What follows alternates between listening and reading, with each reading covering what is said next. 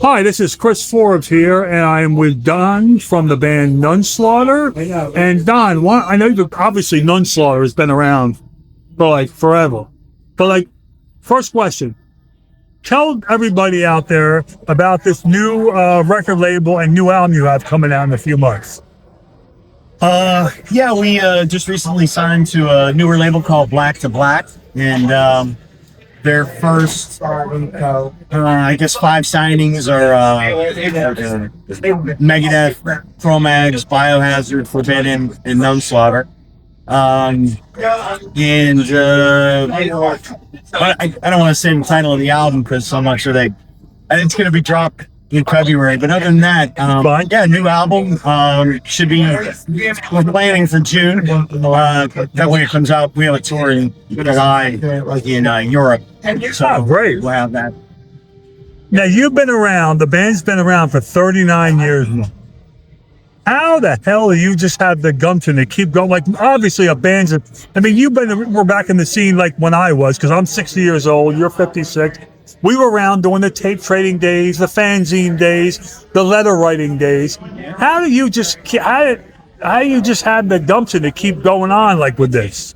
Pretty much all I do is just the band, music in general, but the band. I got several other side projects, but then ride my motorcycle. So those are my 2 biggest passions in life. Right. And it just so happens that now more time is being freed up to do the band the proper way, the way that it should have been done 30-some years ago. And I've got a great bunch of guys that are in the band that want to do the same thing. So yeah, we're ready to hit the ground running. That's great, man. I expect good things with the new album. Now, do you have an original copy of everything you've released? I do not. No. Most of the LPs, I'd say almost all of the 7 inches, but not all the variations, and only a few of the cassettes. Just they've gotten broken over the years, and I've given them away and whatnot. But I don't have most of them. And in fact, the biggest Nun Slaughter collector, Sebastian, shout out to Sebastian, in France, he has probably the largest Nun Slaughter collection. He has test pressings I've never had. He just collects. Obviously, I'm sure have you seen many Nun Slaughter bootlegs over the years? Yeah, probably. I probably have about maybe a dozen, 3 or 4 LPs, and then the rest usually 7 inches. Right. Yeah. Now, have you heard, has a band to your knowledge done the Nun Slaughter cover? And if they have you heard it? And bands, yeah, there was actually a comp CD put out by called Devil Metal, and it's got, I think, 30 bands on it doing Nun Slaughter covers. Oh, wow. And then every once in a while, people will send me links to YouTube, either them doing it as a rehearsal or a live show, covering Satanic Slaughter, Raid at Convent, sometimes I Am Death. So that's a big honor. I mean, I love it. People figuring out the songs on their own. So right.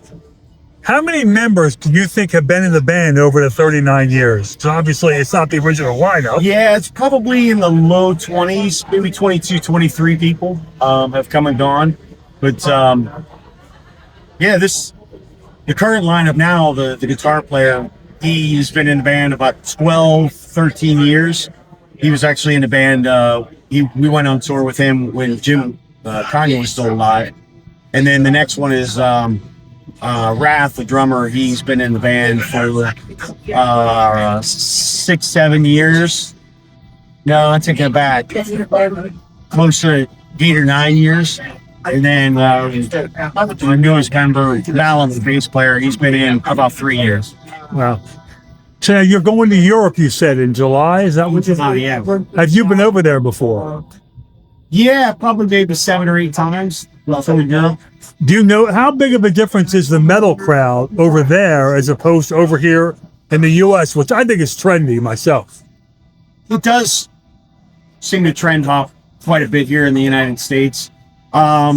Usually, people who seem to be more enthusiastic about the music and the bands that they're seeing. It's more of a whole culture than just something to do on Friday and Saturday. A lot of the people are, 24/7, they're metalheads. It is a little bit here in the United States, but sometimes people just want to come to a live show and go home, and then they go back to their regular life. So Yeah. blame them, but yeah, it's a lot of fun to tour in Europe versus the United States. All the cities in the United States are so freaking far away. And in Europe, you drive 5 hours, you go through 2 countries. So does it sometimes amaze you, like when you think back, like if me and you, we were around back in the mid '80s when Metallica's Ride the Lightning was out, Slayer Hell Awaits, and you had the labels Combat, Megaforce, Metal Blade was around. There was no internet, so you would have to write a letter. You were doing your interviews. Most of them were through the mail and all that. Yeah, and then handwriting too. Yeah, handwriting and all that. There weren't even there weren't a fucking computer. So I mean, unless I wanted to pull up my typewriter, I had to handwrite all the interview responses. So it amazes you somehow, like through the years now, eventually the internet started to come around, then word processors, and then MySpace became a big thing, and then that went down the tubes. And now you got Facebook is huge, Bandcamp, Spotify, TikTok, YouTube. You play a show like even like tonight we're here in Philadelphia, and someone could film the whole show, and by the 2 in the morning it could be up on YouTube. Right before we even finish packing all our shit. Yeah. To post it up on YouTube. I mean, is that sometimes you ever think back at like how like the internet underground, I should say, has changed over the years? I think it's both good and bad, but I think overall it's been more positive. A lot of times if I can't remember a song or I lost a demo or a recording along the way, just type that shit into YouTube and it pops up and I'm like, there it is, man, So that's pretty great. Whereas before, if you had it on a cassette and your cassette snapped, sometimes it's gone forever. So yeah, I hear you. Now, how do you like when you wrote songs back at the beginning? When you guys when this new album's getting ready to come out, do you write songs differently, a lot different now as opposed to way back when? Yes, I've taken more of a backseat to writing the songs. Tormentor, the guitar player, he's really kind of spearheaded writing most of the new stuff. Although we do go back and listen to some older riffs from cassette tapes that I've had. We revamped them, or he revamps them, and Sunday songs. The same with lyrics. He's quite a musician. Everyone in the band is quite a musician, and except for me. And some people contribute lyrics or song titles, work on arrangements. It's very, very collaborative. Somewhat similar to when I started working with Jim, because he was very hands-on. He had a lot of ideas that he wanted to put forth. But in the early days, it was a lot of me. And I just had limited songwriting skills. So it's gotten easier, definitely for me. I think the songs are better. Right. How do you manage to come up with, how hard is it to come up with a set list for a show, like even like tonight, with so many fucking albums out and everything like that? Yeah, we have just under 300 songs. Yeah. This lineup knows about 65 songs. Wow. And you're right, it is kind of difficult when you're trying to choose. Sometimes take suggestions or cues from people with maybe in a show or two, maybe 4 or 5 shows. They say, "Why don't you put this song? Why don't you put?" And they give us the same song title. We're like, "You should learn that." And then now, with Spotify and Bandcamp, you can see what people are listening to and cater your set list more towards them. Recently, we've been doing that Hills on Fire. For some reason, there's a spike in interest in that album. It's 30 years old. So we put 2 more songs on our set list from Hell's Holy Fire we hadn't been doing, and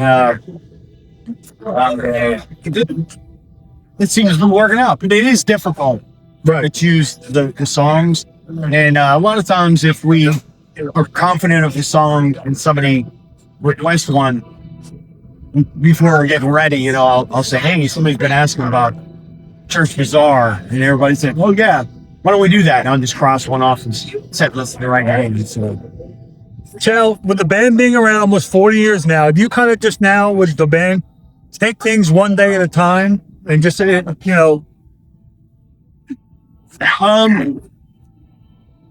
Well, yeah, yes and no. I mean, I'm just enjoying myself doing it day to day.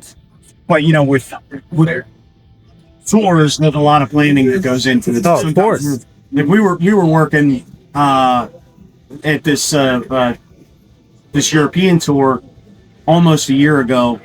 Right after the festival season, they start booking bands for next year. So that's when you're gonna get involved.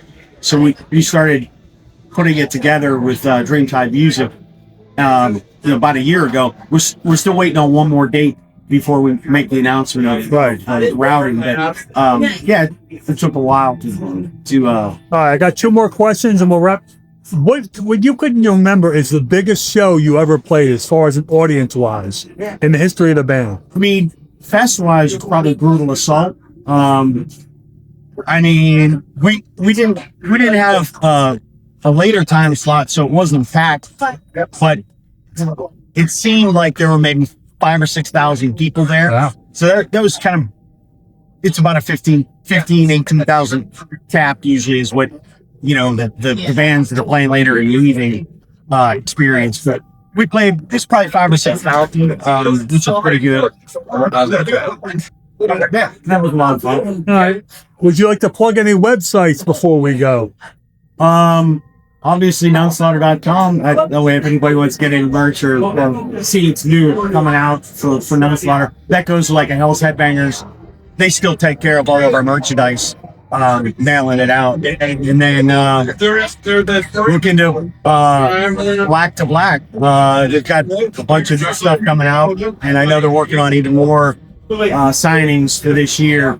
And see who we're sidled up next to with Black to Black. Right. All right, Don, thanks a lot for the interview. Any words to wrap this up? Metal is death, death is metal, Nun Slaughter. Cool. All right.